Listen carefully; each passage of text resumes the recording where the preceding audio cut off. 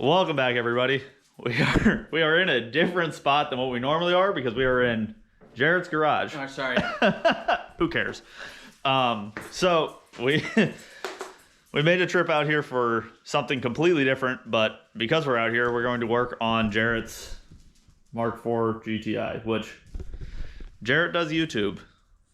Not much. Kind of. I've retired. Oh my God. Yeah, retired after what?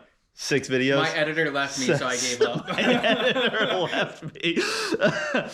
Anyways, comment below if you want Jared to go back to doing YouTube. I'll link his channel below, and you can see all the stuff that he does. But we got the shop dogs, who Arthur is scaring with a pair of calipers. He's measuring pecker size. What? Now you just ruined it. No, we can bleep that. I'll bleep it. I'll bleep it. It's fine. Anyways, the entire reason that we're here is because Jared has had this car for 3 years? 3 years. Yeah, 3 years now. And you've put 2 coil packs on it? Third, actually. That's the third one. Oh, that's terrible. Yeah. So yeah, we've been going through a coil pack a year. So what we're going to switch to is these coil packs. Do you have them? I do. Okay. I have it in my hand.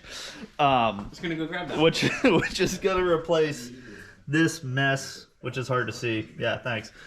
Of an ignition control module. This is the factory VW setup that is prone to cracking. It gets hot, the plastic cracks, then it lets moisture in, you get misfires.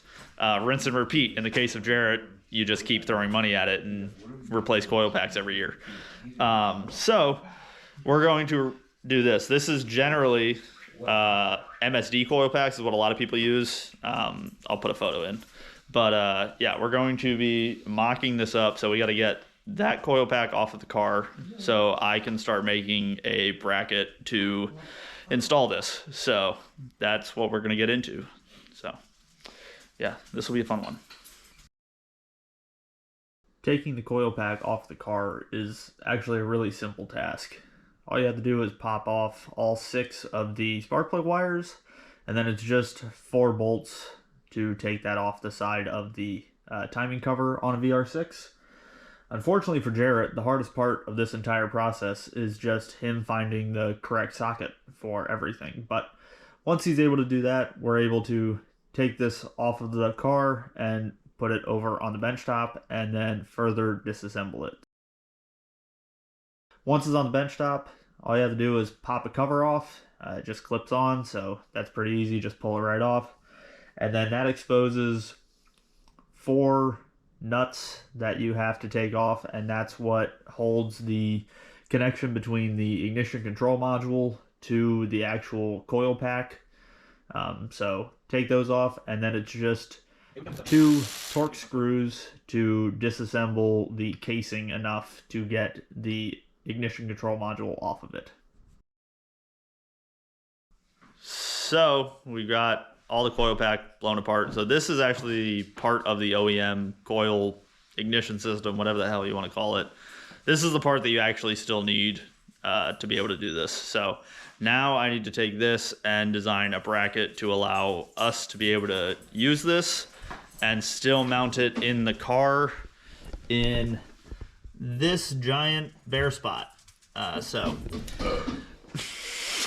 what we end up needing is You can't tell we're all drunk, can you? Oh no, not at all. Not at all. What you end up needing is you need 2 more of these. So we need 3 total. We only bought 1 to start out with so that I could mock up brackets. So now we need to take this show inside so I can go to my computer and actually do CAD work. So let's get moving. Hey guys, before we go any further with this video, I have one request for everybody that's watching. I'd really appreciate it if you'd go down and hit that subscribe button below and subscribe to the channel. I have a goal set for the end of the year to try and hit 100 subscribers. Right now we're at 60. So trying to just get that next 40 and get to 100 before the end of this year. And if you already subscribed, just know that I really appreciate that you do that. With that, let's get back to the video. So here's a little sneak peek into how I go about drawing some of these items in CAD. I usually start out by tracing the part onto a sheet of paper. That's what you can see me doing here. And then once I have it all traced, I'll take some really rough measurements with a set of calipers and scribble those down on that drawing. And then I'll take that and I'll move it over and make a 3D model out of that. And once I've 3D modeled it, what I'll end up doing is I'll take that print and I'll print it on a sheet of paper at a 1:1 scale. And from there, I can do all the comparisons to make sure that my holes line up and things of that nature. Kind of hard to see for you guys, but that is what I end up checking before I go any further. And usually I'll find that I've made some mistakes, or I want to shift something to make it more aesthetically pleasing or something to that effect. And then from there, I'll print one more version with whatever I've changed. So what you see here is the top bracket. It's got the slots in it for the side bracket to fit into it, those T's. And then it also has the feature for the wiring for the coils to go in. So that's what I'll do. This was the process for the top bracket, and this was the process for the side bracket, which you will see here.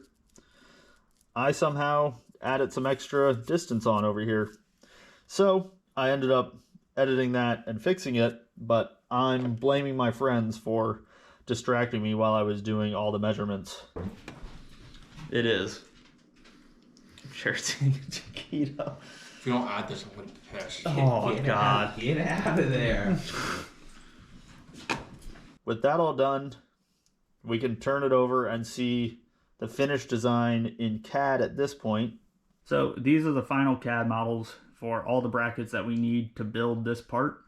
So I designed these in Fusion 360, which has this awesome playback function, so you can see all the steps that I went through to draw these parts. So this is the top bracket, and then this is the side bracket after that, and then finally we have the entire assembly. So now with this complete, let's go make these out of some metal. So now we get to move on to making this out of metal. So some of you that have been around for a long time are going to recognize where I'm at. Those of you that are new here, you probably won't. So this is my second job. I have access to a machine shop on a college campus. I'm a machine shop supervisor, so I have access to a lot of nice equipment that otherwise I would never have the chance of using, and a lot of my projects would be a lot different than how I actually make them. So today we are going to be using this machine behind me. This is our Protomax water jet. It is pretty much a hobbyist level machine, definitely not like industrial by any means. The machine limits on this are 12" by 12" by 1" thick, but I would never cut something that thick on a water jet anyways. So we're going to be using this sheet of stainless that my buddy Jarrett gave to me to be able to make these brackets. So I'm going to have to chop this up in a couple pieces. That way, one, it fits into the machine. Two, I'm not just wasting material by, you know, not putting it or not cutting stock sizes effectively. So before we get to that though, I have a giant pit that I need to fill up with water. So going to do that first, and then cut up the sheet, and then bring you guys back and we'll get into some of the programming aspects of actually using this machine. First thing I've got to do is chop up this stainless plate into 2 chunks that'll fit into the machine properly. So the first one cut like butter, but I'm pretty sure I toasted the blade completely on that one because the second one took forever to get through the bandsaw. But got it all done, and now we can move on to programming the machine to cut these. For the Protomax software to work, you need to export your CAD model as a DXF file for whatever face you want to cut. To run this machine, you actually end up using 2 different softwares made by Protomax: Protomax Layout and Protomax Make. Layout is for all the cutting path. For those of you that are well versed in CNC machining, think of it kind of like Mastercam or Esprit. It does the work of creating the tool path. Make is what actually ends up running the machine, like the controller on any CNC mill or lathe. So we need to set up our cutting path for these two plates. So we go into the Protomax layout software and import the DXF, and it displays it in the program. In this machine, the grid is 1 inch by 1 inch square, so you can check that your drawing is scaled correctly. I've seen issues before when people draw something in metric units and it doesn't import properly, so it's always good just to have that as a double check. To program a cutting path, this software is super user-friendly, and it just has an auto path button.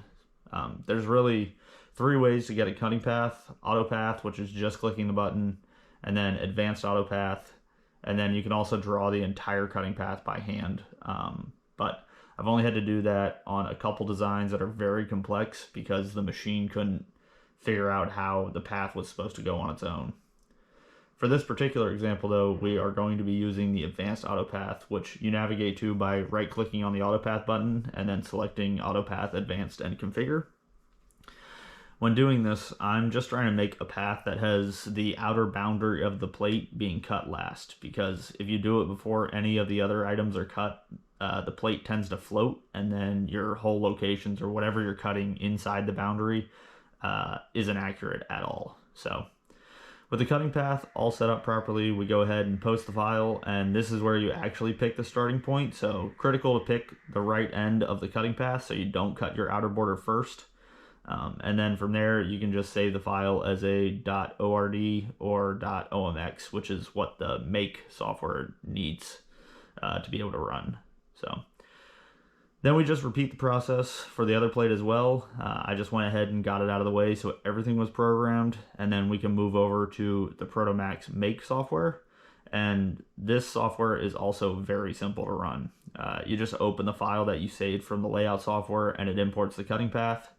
And then you just need to tell the machine what material you're cutting and how thick it is, so it knows how much abrasive to blast through the nozzle and also how fast that it can actually move.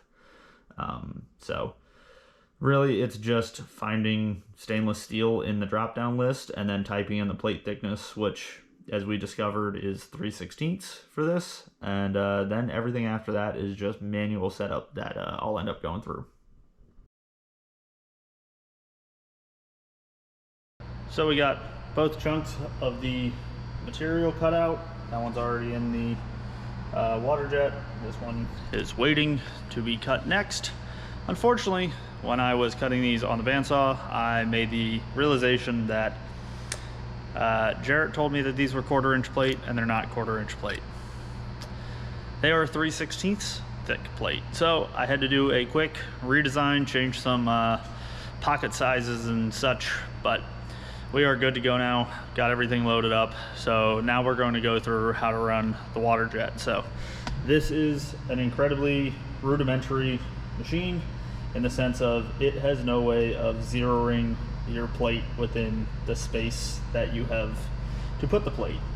So what everyone does is you just place this, clamp it in best as you can, place this in, move the cutter head to a point on your plate, and then do a dry run test pass to see if this head goes over the edge of the plate anywhere. So that is what we are going to do now. And the other thing that we have to do is we have to check that the height of our cutter head is appropriately spaced from our plate, which the way you do this is this little tiny tool. Like I said, very rudimentary machine. So all you're gonna do, stick it underneath there, and then that knob right there, you would loosen that up, push the head down to pinch this underneath it, tighten the knob back up, boom, you've set your head height correctly. So gonna go do that, and then we're gonna, click run on this, and hopefully we have 2 plates that fit together perfectly at the end of this. Adjusting the head height on the water jet is just as easy as I said it was, and then we just have to do a dry run and make sure nothing weird happens with the tool path and it stays clear of the clamps. And then from there, we are ready to close the lid and click start and watch the water jet do its thing.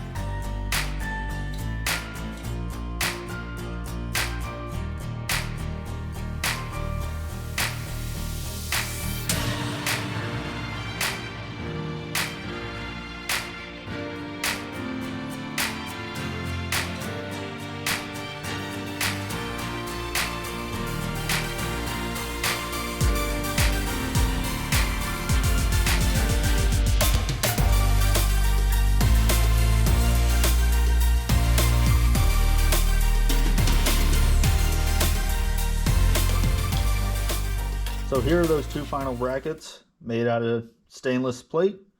They're all good to go. So now what we need to do is we need to put these two plates together.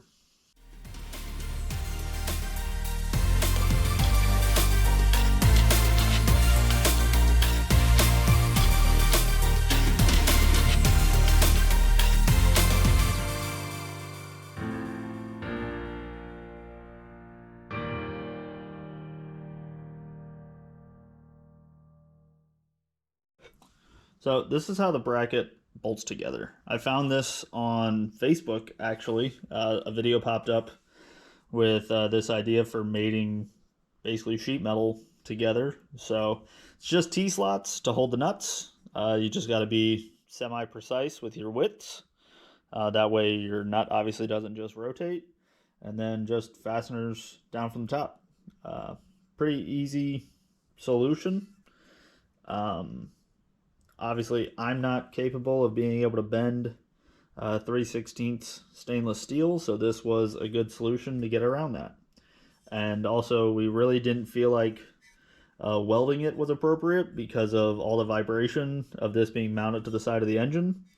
We didn't want welds to crack, so we'll see how this lasts. This is the first time I'm trying this, obviously, so it's going to be a good test. So the only problem with this bracket is the way that it all cantilevers. It's difficult to hold, especially when you start putting a coil pack on top of it. So this is how the coil pack would go on, and then obviously bolts through and bolts through on this side, and you just put nuts underneath and be done with it. But the other part, which I put this in the wrong spot, got in my way. The other part is we still need the OEM ignition control module. That's what this is from Volkswagen. This is what Jarrett took off of his car. That goes through this slot here. So this has to feed through. As you'll notice, the plug gets in the way. So you can't butt it all the way up against each other. So we need to go back to the shop and make some spacers to hold that gap at a distance so that we don't have this plate all wonky in the car. I want this plate to be perpendicular, or parallel actually, to that and be at a set distance similar to that.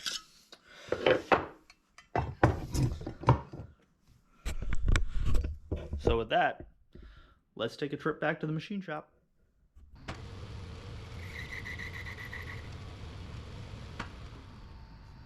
To make these spacers, I'm using a Hardinge manual lathe and turning them out of some 3/4 inch aluminum rod that I happen to find in the scrap bin. So first order of business is facing off the ends to give myself a flat surface to measure from, and also a flat surface to drill into.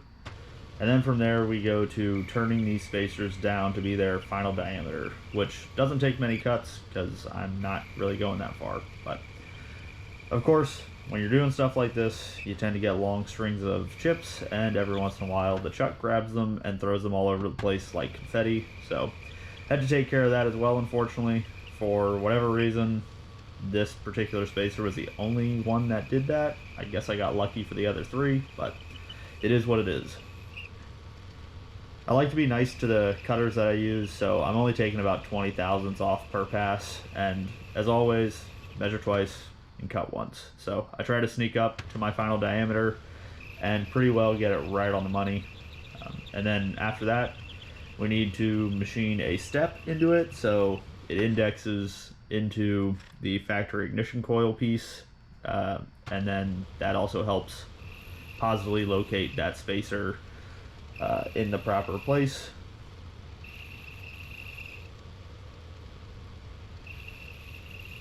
With the step done completely, we just need to drill the hole through the center. With this just being a clearance hole for a screw to go through, I don't need it to be super precise by any means, so I just use a center drill to, get the hole started, and then finish it up with a regular drill bit. Don't need to do a boring bar or anything special. It's, just a clearance hole. So pretty simple there. And then the only critical thing that I needed to pay attention to while I was drilling is make sure that I drill deep enough to have the hole go all the way through the spacer when I cut it, which of course brings us to the next step of cutting it. So I have a love-hate relationship with proper parting tools that you would typically use on a lathe, and the one that was with this machine at the time was chipped. So instead of replacing the cutter that was in the parting tool, I just went ahead and grabbed a hacksaw and cut it. It's only aluminum, so it really didn't take much to get a hacksaw through it.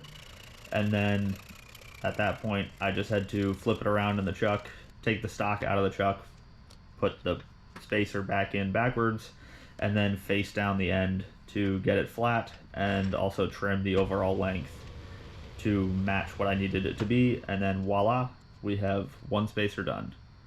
This truly only took about 20 minutes for me to make this by hand, so not too shabby for something that I literally drew on a post-it note and then went over to the lathe to make.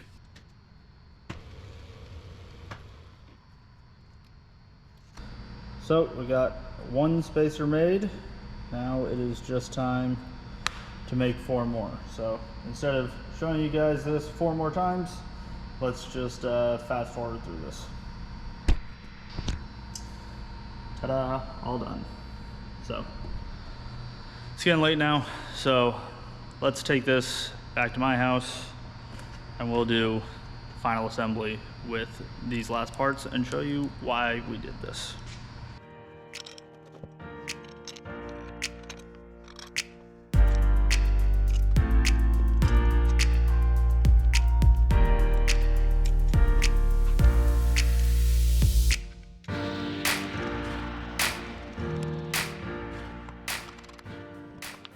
So here it is, all assembled, completely finished.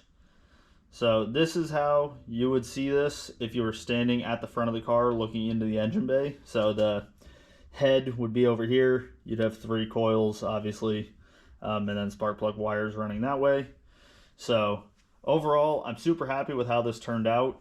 There's a few things that I would have liked to have changed in hindsight, but most of that is due to the fact of I originally designed this to be 1/4 inch thick plate and then found out that it was 3/16 plate that I had. So I didn't change all of the design considerations that I should have changed, but they all ended up working in the end.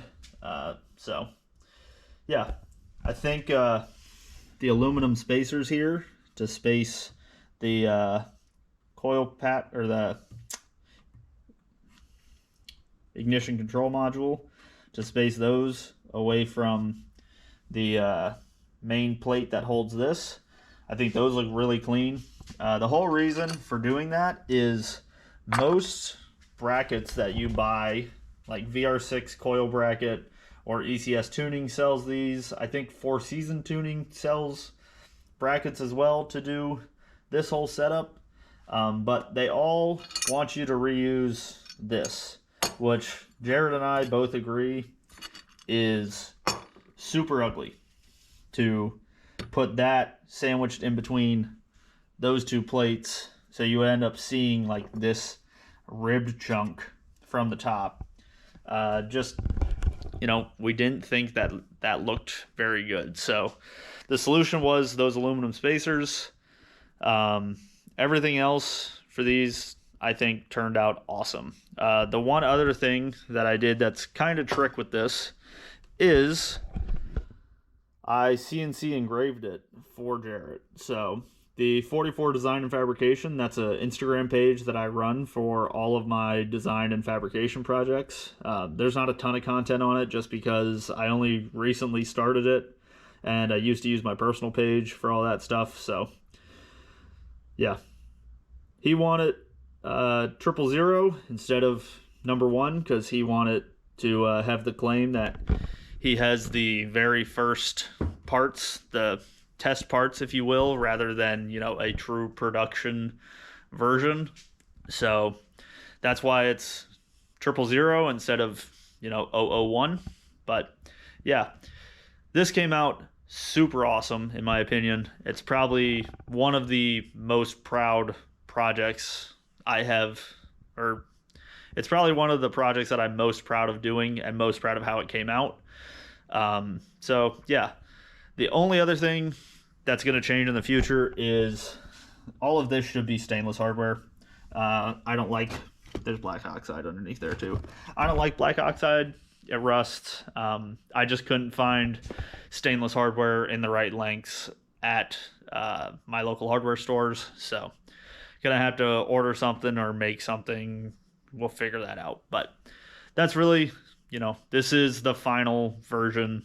This is how it's gonna look when it goes in the car. So that's going to wrap up this video though. This has been a long one. Let me know in the comments below if you prefer this version. Normally I break up projects into a couple different videos instead of like posting them all in one long stretch. So let me know if you like seeing all of this at one time, or if you'd rather me go back to breaking it up into, you know, 12 to 15 minute chunks. But like I said, that's going to wrap this up. So if you made it this far, thank you for watching. Thank you for subscribing, and look forward to, you know, how we're going to do the wiring for this, as well as the actual install. Not sure yet if that's going to be on my channel or if we're going to put that on Jarrett's channel, but regardless, I'll end up putting a link to it where, no matter where it goes, so you guys see it. But like I said, that'll wrap it up. I need to quit talking. So thank you for watching.